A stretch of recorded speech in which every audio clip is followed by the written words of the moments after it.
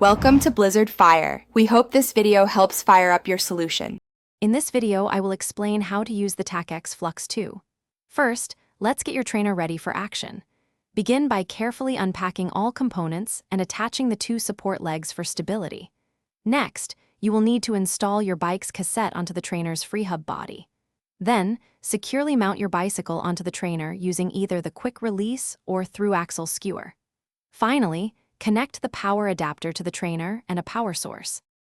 Now that your trainer is set up, let's connect it to your favorite training applications.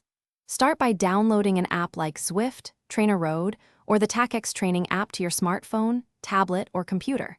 Make sure your device's Bluetooth or ANT+ is active. Open the application and navigate to the device pairing section. You should see the Tacx Flux 2 appear. Select it to establish a connection and begin your ride. Before your first serious ride, it's crucial to perform a spin-down calibration for optimal accuracy.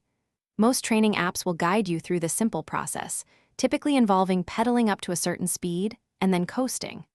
Once calibrated, you are ready to start your virtual ride. The Tacx Flux 2 offers a realistic road feel, simulating inclines up to a 15% gradient and providing a maximum resistance of 2,000 watts. To ensure your Tacx Flux 2 provides years of reliable performance, a little maintenance goes a long way. After each session, wipe down the trainer to remove sweat and dust. Periodically inspect all bolts and connections to ensure they remain secure. Store your trainer in a dry, temperate place, away from extreme temperatures. Remember to update the firmware regularly using the Tacx utility application for the best experience and latest features. Thanks for watching. If you found this helpful, don't forget to like and subscribe.